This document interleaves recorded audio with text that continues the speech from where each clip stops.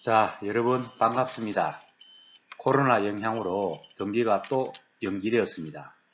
이번에는 아예 코로나19 사태가 완전히 안정될 때까지 무기한 연기가 되었네요. 깝깝합니다. 그죠? 여러분들도 불편하고 어려움이 많겠지만 원격 강의를 준비하는 나도 너무 어려움이 많습니다.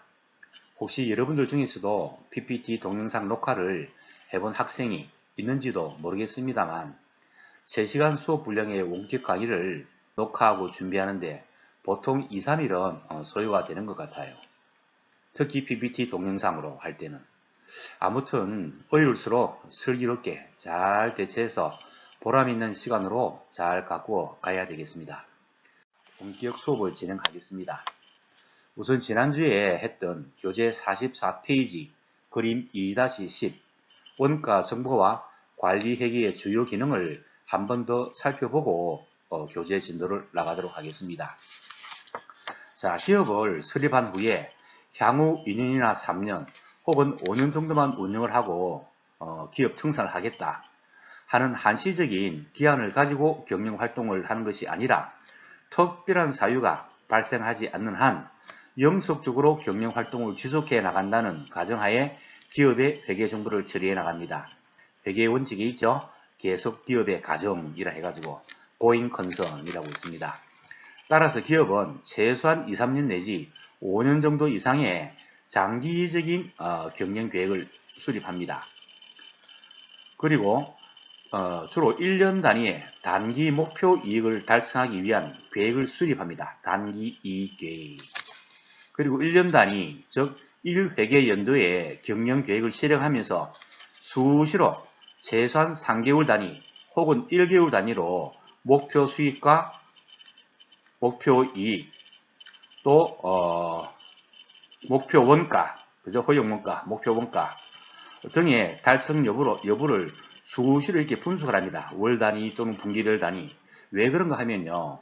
1년 회계 연도에 어떤 그 목표 이익을 달성한다고 했을 때 12월 초점 돼가지고 올해 목표 매출액 총수익 금액이 12억 원인데 12월 초에 체크를 해보니까 11월 말 현재 우리 매출액이 한 8억밖에 되지 않는다. 그럼 나머지 4억을 한 달 만에 할 수 있는 기업은 거의 없습니다. 그렇기 때문에 보다 목표 이익을 창출하기 위해서 그때마다 수시로 점검을 해 나가야지만이 그죠? 확실한 연말에 가서 크게 당황하지 않고 원활하게 목표 이익을 달성하고 할 수 있기 때문에 어떤 판매, 매출액의 어떤 목표 이익과 우리 실제 매출액의 차이라든지 또 실제 투입된 원가 그리고 거기에 따른 차액, 이익은 어떻게 매월 또는 분기별로 목표에 가깝도록 이렇게 달성하고 있는가 하는 것을 체크를 할 수밖에 없습니다.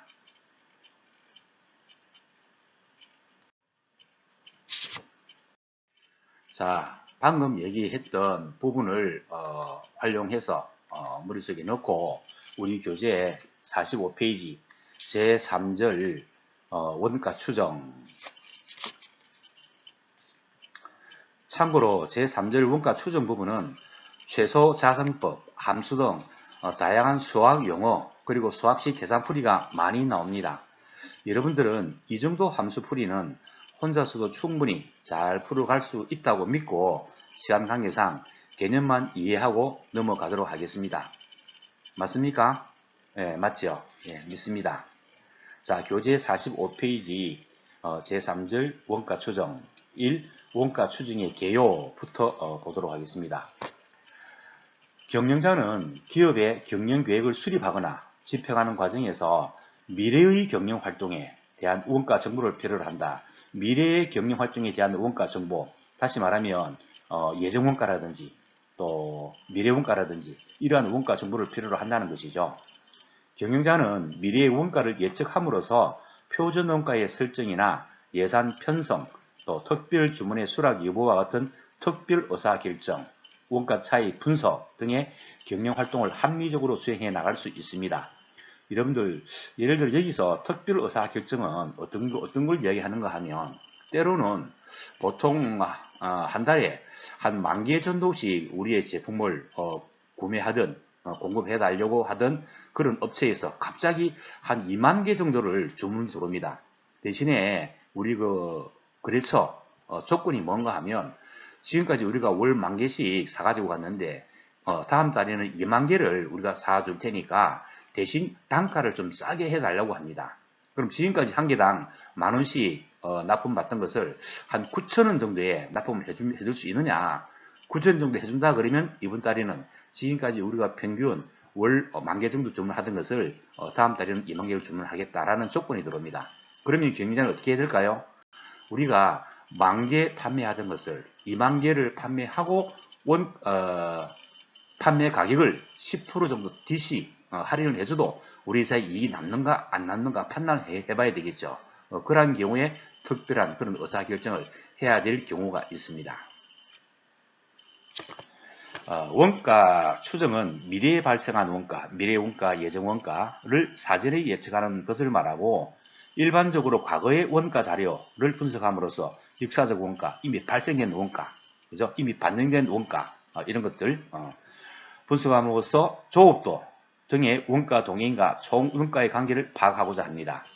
조업도와 같은 원가 동인의 변동에 따른 총 원가의 움직임을 원가 행태라고 하고 이러한 원가 행태의 총 원가를 종속 변수로 하고 원가 동인을 독립 변수로 하는 원가 함수로 나타낼 수가 있다는 것입니다. 자, 총 원가를 종속 변수로 원가 동인을 독립 변수로 해서 원가 함수를 우리가 한번 내볼 수 있다는 겁니다. 그러면 이러한 원가 함수와 원가 행태는 어떤가? 자, 원가 추정과 관련해서 회계 분야, 특히 이제 우리 관리 회계 분야다, 그죠? 에서는 총 원가의 변동을 단일 원가 동인의 변동으로 설명할 수 있으며, 원가 동인의 변동에 의한 총 원가의 변동은 관련 범위 내에서 선형의 원가 함수로 나타난다라는 가정을 도입하고 있습니다. 그리고 경제학적 관점의 이론적인 원가 함수는 비선형적인 곡선으로 제시되고 있다. 자, 우리 관리회계에서는 선형적으로 설명을 하는데 가정을 도입했는데 경제학적으로는 비선형인 곡선으로 제시를 하고 있다. 현실적인 원가 함수는 다양한 원가 동인이 많습니다. 그죠? 변수가 이러한 다양한 원가 동인에 의해서 영향을 받으므로 이러한 가정은 비현실적이다.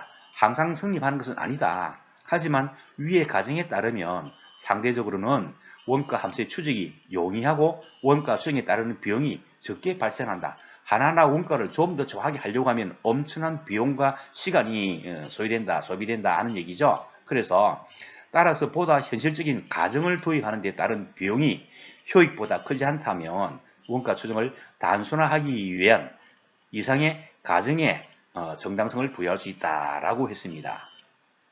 자, 총원가를 추정하기 위한 일반적 형태의 원가 함수는 다음과 같이 원가 동인과의 관계없이 일정한 금액으로 나타나는 총원가와 원가 동인의 변동에 따라 일정하게 변동적으로 변동하는 총원가 부분으로 구성되는 1차 방정식의 형태로 나타낼 수 있다라고 했습니다. 이 부분을 우리가 좀 더 정리를 하자보면, 자, 원가 추정을 위한 가정을 갖다가 설정해 본다면, 관리 회계의 관점에서는 현실적으로 우리 회사가 책정한 판매 가격이 고객에게는 구입하는 원가가 되겠죠. 그래서 고객이 지불하는 우리 제품의 가격, 고객의 원가가 됩니다. 이 가격은 고객이 그 제품을 구매함으로써 누릴 수 있는 혜택, 영어로는 베네핏이라고 합니다. 그 효益이 실제로 더 커야 됩니다. 그래서 관리회계 관점에서는 이렇게 합니다. 그래서 총 원가의 변동은 단일 원가 동인의 변동으로 설명이 가능합니다. 이런 가정에서. 그래서 관리회계에서는 선형의 원가 함수를 관련 범위 내에서는 활용해 볼 수 있다는 겁니다. 여러분, 관련 범위가 뭔가 아시죠? 예를 들어서 사출기라는 기계장치는 이 기계 한 대로 1년에 10,000개 정도 생산할 수 있는데 주문이 15,000개가 들어왔다. 그럼 10,000개를 생산하지는 못하는데 한 대를 더 구입해서 생산을 해낼 것인가? 아니면 우리 한 대로 할 수 있는 만큼 할 것인가 하는 거 할 때 관련 범위라는 것은 사출기 한 대로 1년 동안 생산해낼 수 있는 양 10,000개, 그것이 관련 범위입니다. 만약에 관련 범위를 벗어나면 어떤 현상이 일어날까요? 자, 사출기 한 대, 1년에 10,000개 생산하는 사출기의 감가상각비가 1년에 1,000,000원이다. 한 대를 더 구입하게 되면 20,000,000원이 발생됩니다. 자, 여러분, 감가상각비는 고정비입니까? 변동비입니까? 고정원가죠. 우리가 50년만 들어 생산하는데 똑같은 고정원가 1000만 원이라는 감가상각비를 또 부담해야 되기 때문에 두 번째 관련 범위를 넘어서게 되면은, 두 번째로 넘어서게 되면은 우리의 고정원가 부담이 높아지기 때문에 총원가는 올라갈 수밖에 없다라는 거죠. 그때 우리 경영자는 잘 판단을 해야 됩니다. 의사결정을. 앞으로 더 큰 미래를 위해서 우리가 이 기회에 기계장치를, 사출기라는 기계장치를 한 대 더 구입해서 5,000개 더 생산하고, 또 우리가 활발한 영업활동을 통해서 나머지 5,000개도 우리가 오더 한번 받아보자 라고 해볼 수도 있겠죠. 예, 그렇습니다. 그런데 원가 추정을 위한 과정에서 경제학적 관점에서 보면요, 이론적인 겁니다. 자, 경제학의 이론에는 이런 게 있습니다. 최소의 비용으로 최대 효과. 다시 말하면 최소의 원가 또는 비용을 투입해서 최대한의 수익을 극대화해보자 하는 겁니다. 이것이 경제학 관점이에요. 이때 총원가의 변동은 다양한 굉장한 변수가 많은 그런 원가 동인에 의해서 영향을 받기 때문에 경제학에서는 비선형 곡선의 원가 함수로 나타난다라고 얘기하는 겁니다. 이 부분이 중요한 것은 아니지만 여러분들 좀 이해를 보면은 우리가 조금 전에 언급했던 원가 함수가 나옵니다. 그죠? 원가 함수. 총 고정원가와 총 변동원가로 구성되는 1차 방정식 형태입니다.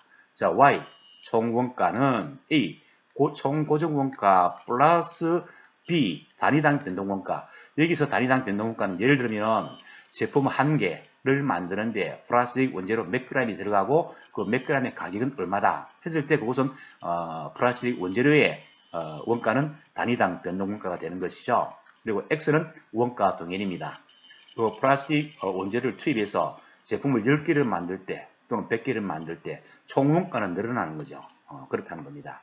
따르면 그 이제 조업도 수준이라 그러죠. 생산량에 따라서도 달라질 수 있다. 또는 생산 작업 수준에 의해서도 달라질 수 있다. 뭐 조업 이야기 많이 합니다. 그런 거.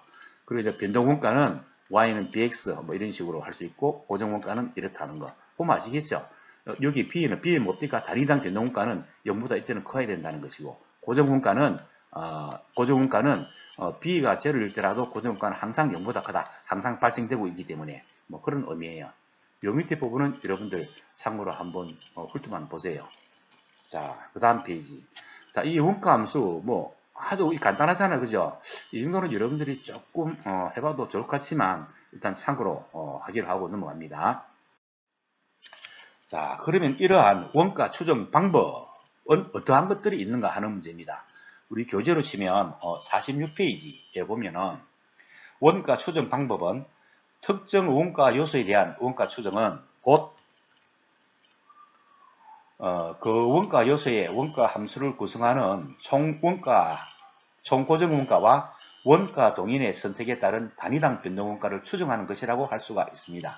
따라서 원가 추정을 위해서는 추정할 원가 요소에 대해서 조업도를 선택하고 원가 행태가 타당성을 가질 수 있는 조업비의 관련 범위 내에서 그 원가 요소의 고정원가와 변동원가를 구분함으로써 원가 함수를 구성하여야 한다라고 되어 있습니다. 생산량에 따라서 또 생산량에 따라서 재료 사용량도 그죠? 변동한다 그죠? 그런 부분들이라든지 그러면 또 제품을 얼마만큼 생산에 따라서 차이가 납니다 그죠? 예, 그런 부분들을 선택해서 관련 범위 내에서 원가 요소의 고정원가와 변동원가를 구분함으로써 원가 함수를 구성해야 한다라고 되어 있습니다. 요것도 조금 전에 이야기했던 부분하고 거의 매칭되는 되는 부분입니다. 우리 교재 47페이지를 잠깐 보면요. 일반적으로 조업도는 해당 원가 요소의 총원가 발생에 대한 이론적 타당성과 함께 밀접한 인과관계가 성립하는 요인을 선택해야 됩니다. 예를 들어서 직접 재료 원가의 경우에는 재료 사용량을 조업도로 선택할 수가 있고 제조 간접 원가에 대해서는 자본 집약적인 생산인 경우 그런 분야 예를 들면 정유공장, 엄청난 고정 설비 투자가 필요한 그런 자본 집약적 산업 분야, 그죠? 그런 분야가 될 수 있겠죠. 그리고 노동 집약적인 경우에는 직접 노동 시간을, 그죠? 자본 집약적인 경우는 기계의 어떤 가동 시간, 노동 집약적인 그런 산업 분야에서는 직접 노동 시간 등을 합리적인 조업도로 선택할 수도 있다. 반드시 그렇게 하라는 법은 아니지만 추정하고자 하는 총원가의 고정원가와 변동원가 요소를 구분하기 위해서는 과거의 원가 자료를 이용하거나 이론적인 방법을 적용할 수도 있습니다. 실제 발생 원가나 역사적 원가를 분석을 통해서 그죠? 활용할 수도 있고 또 이론적인 방법을 활용할 수도 있다 하는 겁니다. 일반적으로 원가 함수의 추정을 위해서 사용되는 방법, 산업공학적 방법, 계정과목 분류법, 고저점법과 산포도법, 통계적 회계분석법 등이 제시되고 있다라고 되어 있습니다. 자, 원가 추정 방법은 원가 함수를 구성하는 총원가와 원가 동인에 의한 단위당 변동 원가의 추정 방법을 갖다가 얘기를 하는데, 자, 추정할 원가 요소에 대한 조업대의 선택은 원가 요소의 총원가 발생에 대한 타당성이 있고 인과관계가 있어야 된다는 거. 무조건 아무렇게나 하는 것은 아니라는 거. 추정을 한다 하지만 그렇다는 얘기고, 조업대의 관련 범위 내에서 그 원가 요소의 고정원가와 변동원가를 반드시 구분해야 된다. 그리고 이렇게 구분해서 활용할 적에는 과거의 원가 자료, 우리 역사적 원가 있잖아요. 이미 발생되었던 원가를 이용하거나 이론적인 방법을 정해서 활용해 볼 수도 있다 하는 거. 그래서 이 원가 함수를 추정하는 방법에는 산업공학적인 방법, 계정과목 분류법, 산포도법과 고조법, 고저점법, 통계적 회계분석법 등으로 나눌 수 있다. 우선 그 산업공학적인 방법, Industrial Engineering Method라고 합니다. 산업공학적 방법. 이것은 특정 원가 요소의 총원가 발생 요인을 산업공학적인 투입 산출 관계에 의해서 분석함으로써 원가 함수를 추정하는 방법이다. 예를 들면 직접 노무원가의 경우에는 제품 생산 과정에 필요한 시간 연구, 동작 연구를 통해서 제품 단위당 직접 노무원가를 추정할 수 있고, 동력비 같은 경우에는 동력 생산 과정을 공학적으로 분석함으로써 변동원가와 고정원가 요소를 구분하고 동력비의 원가 함수를 이론적으로 추정해 볼 수도 있다. 산업과학적 방법에 의한 원가 함수의 추정은 이론적인 투입 산출 관계를 바탕으로 하므로 과거의 원가 자료에 포함된 비능률 요소를 배제할 수가 있다. 이미 발생된 거기 때문에 그런 비능률 요소는 사전에 배제할 수 있다는 얘기다. 그죠? 또한 과거에 원가 자료가 없는 신제품이나 새로운 생산 방법의 경우에도 적용할 수 있다는 장점이 있다. 자, 산업공학적 방법은 특정 원가 요소의 총원가 발생 요인을 산업공학적 투입, 산출 관계에 의해서 분석해 볼 수 있는 것을 얘기하는데, 장점은 과거의 원가 자료에 포함된 비능률 요소를 사전에 배제할 수 있다는 것이죠. 그리고 또 이 자료를 이런 분석 방법을 가지고 아직 만들지 않은 새로운 신제품에 대한 새로운 생산 방법의 적용도 가능하다. 왜? 산업공학적인 방법, 시간 연구라든지 동작 연구 이런 것들을 통해서. 단점은 비용이 상당히 많이 발생된다. 이것을 체계화하기 위해서는, 활용하기 위해서는. 그리고 제조 관세문과에 대한 적용 문제들이 투입과 산출 관계를 정확하게 파악하는데도 애로사항이 많다 하는 부분. 이것이 산업과학적 방법의 장점과 단점으로 이해할 수 있습니다. 다음, 계정과목 분류법. 계정과목 분류법은 회계 담당자의 전문적인 판단에 따라서 원가 요소의 총 원가 계산에 필요한 계정, 원가 항목이죠. 뭐 직접 재료비, 직접 노무비 이런 원가 항목을 변동원가와 고정원가로 구분해서 원가 함수를 추정하는 방법입니다. 계정과목 분류법을 적용하기 위해서는 모든 계정을 변동원가와 고정원가로 사전에 구분해놔야 됩니다. 어떤 원가는 변동원가고 어떤 원가는 고정원가라고 계정과목 자체를 구분해놔야 된다는 얘기입니다. 그래야지만이 집계를 쉽게 할 수 있겠죠. 그리고 원화원가인 준변동원가로 판단되는 계정은 또 고정원가와 변동원가에 해당되는 부분을 또 원가로 나눠야 됩니다. 또 계정과목 분류법은 이와 같은 모든 계정과목의 원가를 고정원가와 변동원가로 사전에 분류하고 총고정원가와 총변동원가를 계산하고 총변동원가를 선택된 조업도로 나누어서 단위당 변동원가를 구함으로써 원가 함수를 추정한다 라고 했습니다. 자, 이 중요한 거는요, 이 계정과목 분류법은 계정과목을 가장 잘 아는 사람이 회계 담당자겠죠. 회계 담당자의 오랜 숙련된 경험에서 나오는 전문적인 판단에 의해서 우리 기업의 회계치를 자주 해보다 보니까 이런 것은 고정원가에 해당되는 것이 타당하다. 또 아니면은 이것은 변동원가에 해당되는 것이 타당하다. 이런 전문적인 판단에 의해서 변동원가와 고정원가로 구분한다는 것입니다. 장점은 아주 적용하기가 쉽습니다. 그리고 요 계정 과목만 딱 정해놓고 어떤 항목들은 어디에 포함된다라고 해놓으면은 아주 적은 시간에 적은 비용으로 이 방법을 활용할 수 있다는 것이고, 신제품과 생산 방식 변경되면은 단일 원가 회계 기관의 회계 자료를 이용할 수 있다. 단점은 분석자, 회계 담당자입니다.에 따라서 상이한 원가 함수로 추정될 수 있다. 자, 왜 그런가 하면 계정 과목의 분류는 주관적인 판단이기 때문에 그런 거예요. 그리고 원가 추정에 왜곡 가능성도 있다. 원가 자료의 비능률성과 비정당적인 요인들이 포함될 수도 있기 때문에 원가 추정에 왜곡 가능성도 발생될 수 있다. 기초적인 원가 분류와 추정 방법, 예상과 성과 평가 목적을 위해서는 부적절한 방법입니다. 그죠? 원가 추정의 왜곡 가능성 때문에 그런 거예요. 자, 그 다음.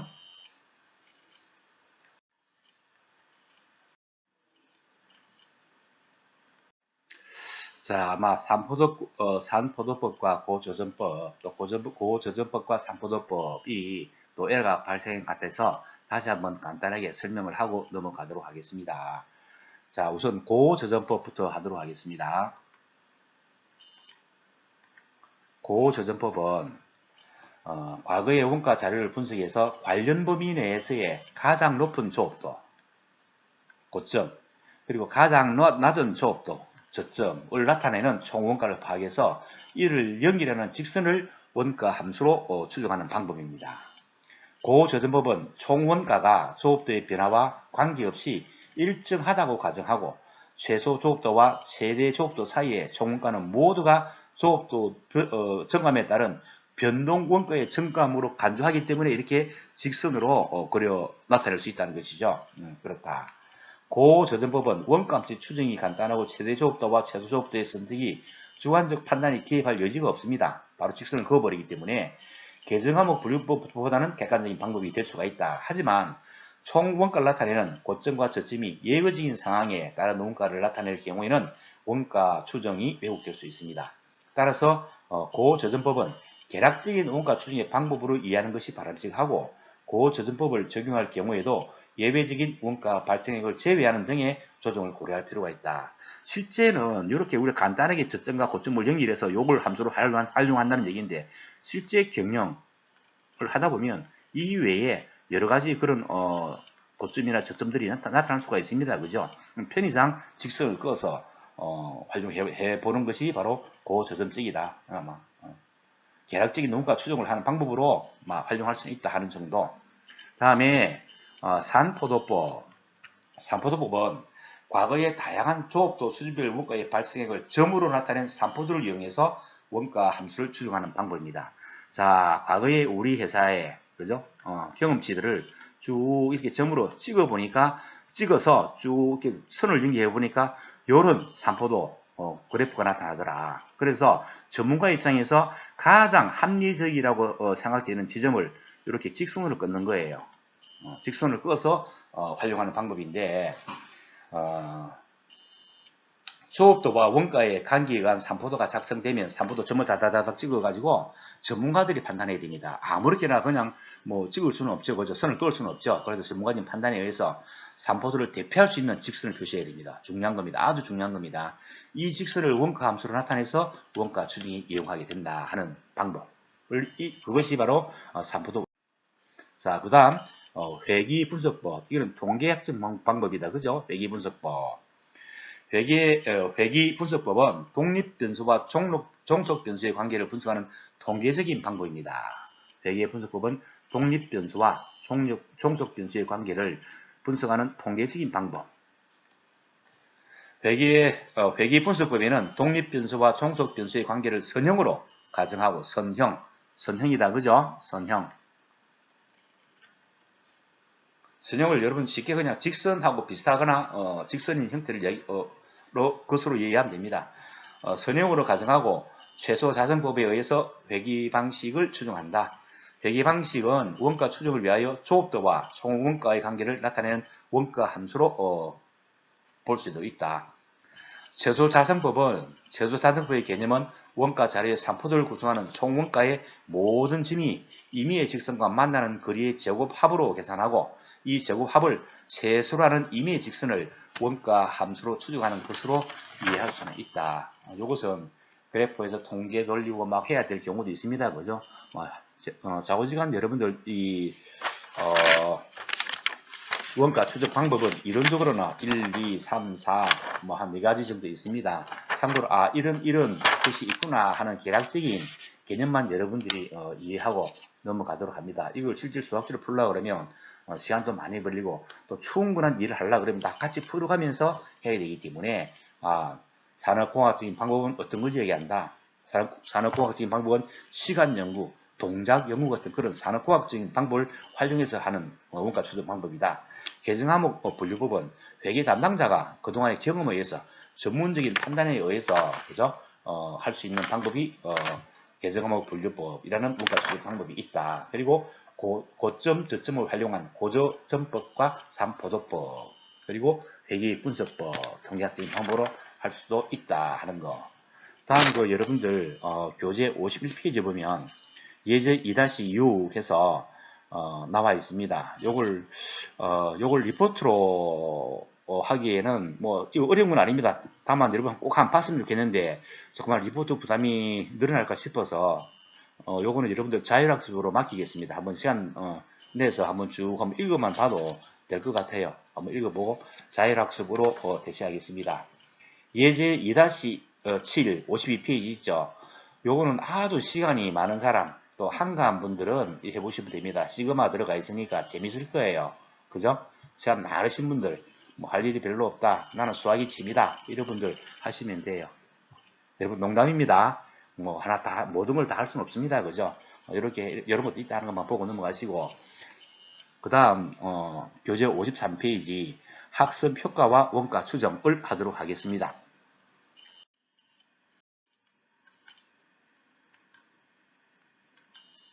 자, 교재 53페이지의 학습 효과와 원가 추정. 학습 효과, learning effect란 말, 이거 사회적으로 아주 많이 쓰입니다. 그죠? 어떤 것이냐? 우리 관리회의에서 얘기하는 학습 효과는 생산 활동의 증가에 따른 단위당 원가의 체감 현상을 얘기한다. 자, 예를 들면 반복적인 작업 종사자가 오랫동안 일의 경험을 쌓으면 쌓을수록 생산성이 높아지고 능률이 향상되어서 자동적으로 저절로 생산 공정의 점진적인 개선이 이루어지면서 생산 설비의 능률적인 활용도도 증가하고 한마디로 표현하면 생산성이 높아진다. 생산성이 좋아지기 때문에 전에는 1시간당 1000개를 생산하던 것이 한 사람이 시간이 지나니까 3개월, 6개월 경험이 쌓이니까 한 사람이 1시간당 1200개씩 생산을 할 수 있더라 하는 그런 걸 갖다가 학습 효과 많이 하면 할수록 숙달된다. 숙달에 의한 원가가 절감되고 시간도 줄어들고 비용도 줄어든다 하는 걸 갖다가 학습 효과라 한다. 그죠? 누적 생산량 증가에 따라서 많이 생산하면 할수록 제품의 단위당 노동시간도 감소합니다. 1시간에 1000개 만들던 것을 1시간에 1200개 생산하니까 200개는 더 많이 생산했습니다. 그죠? 1200개 나누기 1시간 60분 하는 거하고 1000개 나누기 60분 하는 거는 노동시간이 많이 감축되죠. 노동시간이 감소된다. 그리고 따라서 고정비라든지 인건비, 노무비가 줄어들기 때문에 제품의 단위당 원가도 감소하게 되더라. 그러한 효과를 학습 효과를 한다.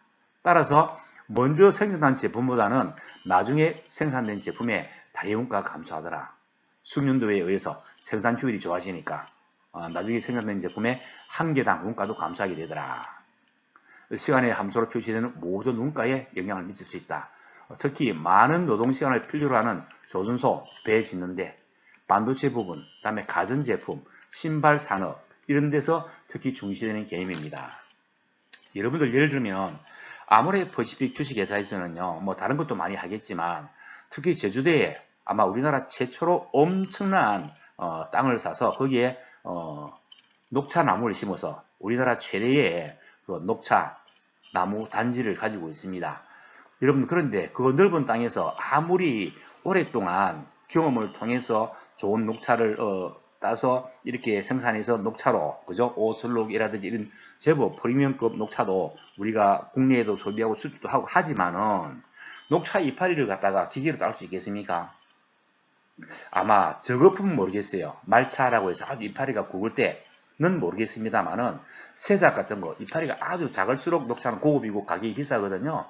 그런 거는 일일이 사람 손으로 따야지만이 제대로 그 잎의 향과 그 형태가 보존되기 때문에 녹차의 가치가 올라가지 않나라고 생각합니다. 아마 실제 맞을 거예요. 저도 사실은 녹차에 관심이 많습니다.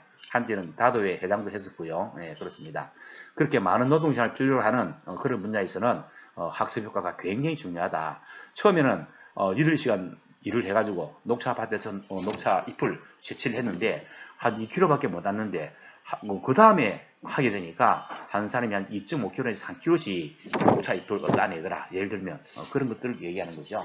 그래서 이러한 학습 효과를 곡선으로 그래프로 나타난 것이 학습 곡선입니다. 러닝 커브라고 합니다. 학습 효과에 대한 체계적 함수를 얘기하는데 누적 평균 시간 또는 정분 단위 시간의 감소에 대한 함수로 표시합니다. 일반적으로 누적 평균 시간 함수 표시가 계산 목적상 풀장수로 간주를 한다 하는 것이 이렇게 그래프가 나와 있습니다. 자, 시간이 경과하면 할수록 원가는 떨어지더라. 학습 효과에 의해서. 그죠? 요것을 갖다가 학습 곡선이라고 합니다. 이것도 밑에 뭐 로고도 나오고 하네. 그죠? 이것도 시간 되시면 한번 보세요.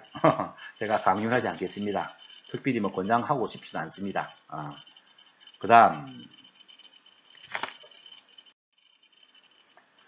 그래서 이러한 학습 곡선의 유용성을 보면요. 생산을 계속함에 따라서 체감하는 생산성이 좋아지기 때문에 체감하는 단위당 생산 원가에 관한 정보, 다음에 학습 효과를 반영한 논문 시안을 사용한다. 그리고 보다 정확한 논문가를 추정할 수 있다. 그 유용성입니다. 대규모 계약 체결에 필요한 단위 가격 결정 또는 생산 소요 시간 예측에 일정 계획을 수립한다. 이것이 무슨 말인가 하면요. 생산을 많이 하면 할수록 그죠? 많이 하면 할수록 단위당 한 개당 원가가 떨어지기 때문에 대량 주문을 받을 경우에는 굉장히 유리하죠. 또 대량 주문을 받을 경우에는 그만큼 어느 정도 고정비는 점점 단위당 고정비는 점점 떨어지기 때문에 어느 정도 가격 할인을 해줘도 충분히 회사의 이익이 확보될 수 있다 하는 그런 전제하에서 우리 학습 곡선은 굉장히 유용하게 활용될 수가 있다는 것이에요. 그리고 또 한편으로는 표준원가 설정과 차이 분석을 통한 생산 능률 관리도 해볼 수 있습니다. 이거는 생산 관리 분야에서 별도로 한번 언급할 수 있을 거예요. 자, 그래서 학습 효과와 원가 추정, 그죠? 요런 추정도 할 수 있고 변환도 할 수 있다 하는 거 참고로만 하세요. 이어서